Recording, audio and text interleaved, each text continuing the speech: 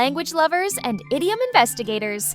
A huge warm welcome back to another episode of Idiom Insights. I'm Emma, and I'm absolutely delighted to guide you through another exploration of the colorful expressions that make English so interesting. It's truly wonderful to have you with us. And a massive hello from me too. It's Jack, your co-host, ready to jump into the definitions, examples, and maybe even a laugh or two as we learn together.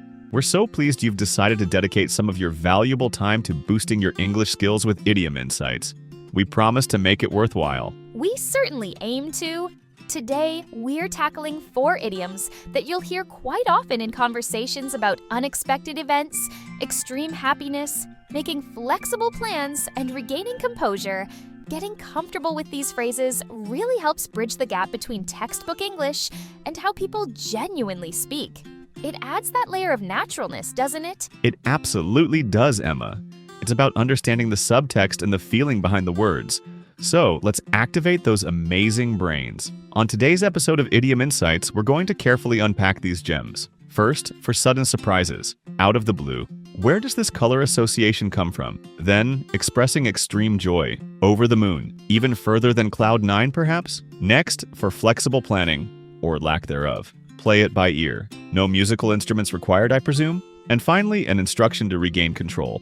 Pull yourself together. Easier said than done sometimes. An excellent selection, Jack, covering surprise, joy, flexibility, and emotional control. Before we delve into the mystery of things happening out of the blue, just that quick friendly reminder from your Idiom Insights crew. If you're enjoying discovering idioms with us and want to ensure you never miss an episode, please do take just a moment to click the subscribe or follow button on your podcast app. It really is the best way to stay connected. Definitely. And hitting like or leaving a positive rating truly gives us a boost. It helps other learners find us and lets us know that you're finding these sessions helpful. Okay, friendly requests complete. Emma, shall we start with things that appear seemingly from nowhere? Like a clear blue sky? Let's. Our first idiom is out of the blue. This phrase describes how something happens. Jack, can you explain the feeling or situation when something happens out of the blue? Certainly, Emma. When something happens out of the blue, it means it happens completely unexpectedly without any warning, preparation, or apparent cause. It seems to come from nowhere, just like spotting something unexpected in a clear, empty blue sky. It emphasizes the suddenness and the lack of any prior indication that this event was going to occur. It often implies surprise, sometimes shock, depending on the nature of the event. That's a perfect explanation. Suddenness and lack of warning are key. For instance, you might say, I hadn't heard from my old school friend for nearly 10 years, and then yesterday, completely out of the blue, he called me. The call was entirely unexpected and came without any previous contact or indication it might happen. It was a total surprise. Exactly. Or imagine a situation where a company suddenly announces a major change in strategy that no one was expecting. An employee might react by saying, the announcement came completely out of the blue. None of us had any idea they were even considering such a drastic change. It highlights the shock and lack of anticipation among the staff. It wasn't hinted at, it just appeared. It really captures that element of sudden surprise, seemingly without context. Now let's listen to Mia and Mark.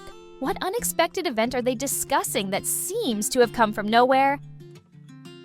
Mark, you seem a bit distracted this afternoon. Is everything okay? You've been staring out of the window quite a lot. Oh, sorry, Mia. Yes, I'm fine. Just processing something rather unexpected that happened this morning. You know my cousin, David? The one who lives in Australia? David, of course. The one you exchange emails with maybe twice a year, usually just at Christmas and birthdays. What about him? Well, this morning, I received an email from him completely out of the blue. We haven't exchanged emails since his birthday back in February, and there was no special occasion or anything.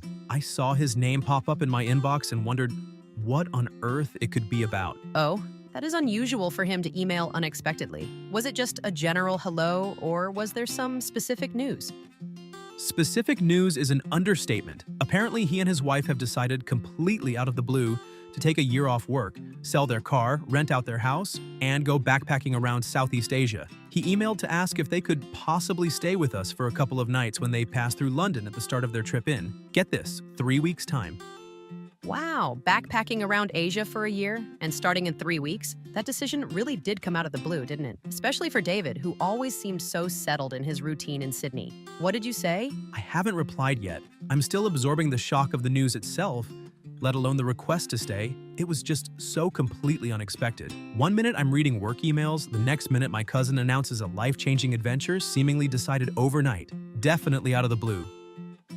That dialogue perfectly illustrates the idiom. David's email and the life-changing news it contained were entirely unexpected by Mark, given their infrequent contact and David's previously settled life. Absolutely. Mark uses the phrase out of the blue multiple times to emphasize the complete lack of warning and the sudden, surprising nature of both the email and the news itself. It highlights how unexpected the event felt. So, listeners, what's the most surprising thing that ever happened to you out of the blue?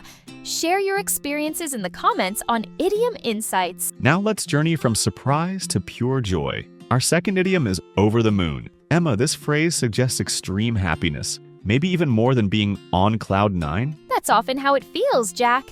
Being over the moon means being extremely happy, absolutely delighted or ecstatic about something. It expresses a very high level of joy and elation, often in response to achieving something wonderful, receiving fantastic news, or experiencing a deeply positive event.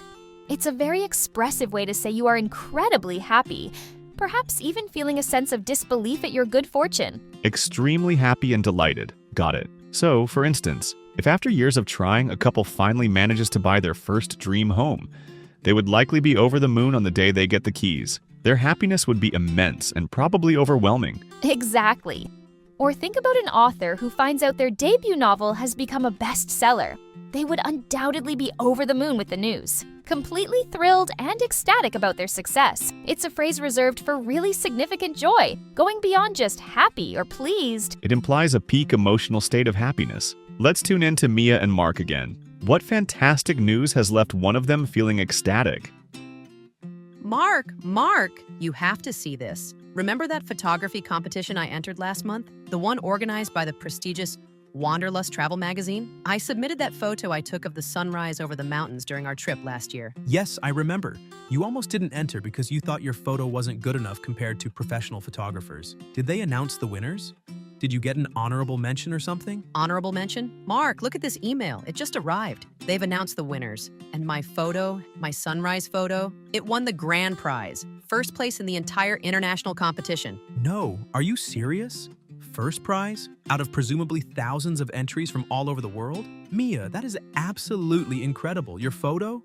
Winning the grand prize? I know, I can hardly believe it myself. When I saw the email subject line, my heart started pounding. Then I read it, and then I read it again. First place. They called the photo breathtaking. They're going to publish it as a double-page spread in the next issue. And there's a cash prize, too. A double-page spread. Wow, Mia, I am so unbelievably proud of you. How do you feel right now? How do I feel? Mark, I am absolutely over the moon. I keep pinching myself to make sure I'm not dreaming. I'm ecstatic, thrilled, overwhelmed, all of those things. Winning this, especially when I almost didn't enter, I'm just completely over the moon. I think I might actually cry happy tears. Oh, that's wonderful news for Mia. You can truly hear the sheer joy and disbelief in her voice. Winning first prize in a prestigious international competition is a huge achievement. Absolutely. Her repeated use of over the moon perfectly conveys that intense level of happiness, delight, and ecstasy. It's clearly more than just pleased. It's peak emotional joy. So, listeners of Idiom Insights, what's the last piece of news that made you feel over the moon? We'd love to hear about your joyful moments. Now, from peak happiness, let's move to dealing with uncertainty in plans. Our third idiom is play it by ear. Jack, this phrase suggests improvisation rather than rigid planning.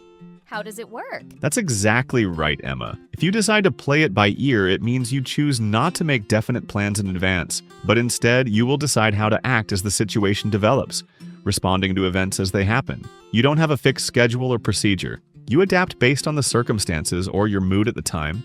It implies flexibility and spontaneity. Flexibility and spontaneity, those are key. For instance, if friends invite you to visit their city for the weekend, but ask what you want to do, you might say, Let's not make a detailed itinerary. We can just play it by ear when I get there. We can see how we feel each day, check the weather, and decide what to do then.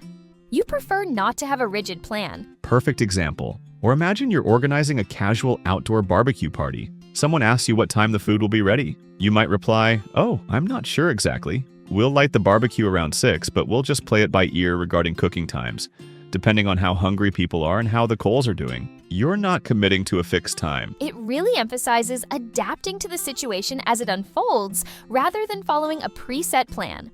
Let's listen to Mia and Mark. What plans are they deciding to leave flexible? Mark, our friends Sarah and Ben suggested meeting up this Saturday afternoon. They said they're free from about 2 p.m. onwards and wondered if we wanted to do something together. Oh, great. I like Sarah and Ben. Did they suggest anything specific they wanted to do? Like going for a walk, visiting that museum exhibit they mentioned, or maybe just meeting for coffee? No, they didn't suggest anything specific. They just said they're free and asked what we felt like doing. Honestly, I'm not sure what I'll feel like doing on Saturday afternoon either. It depends a bit on the weather, doesn't it? And how busy our morning is. That's true. If it's sunny, a walk by the river would be lovely. But if it's raining, the museum or just a cozy cafe sounds much better.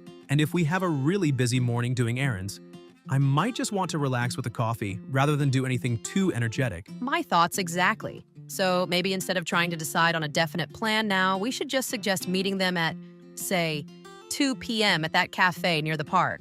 We can grab a coffee there first, see how everyone's feeling, check the weather properly then, and just play it by ear from there. That sounds like a perfect solution.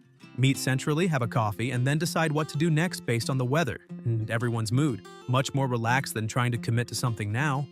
Let's tell them we'll play it by ear. Good idea, Mia.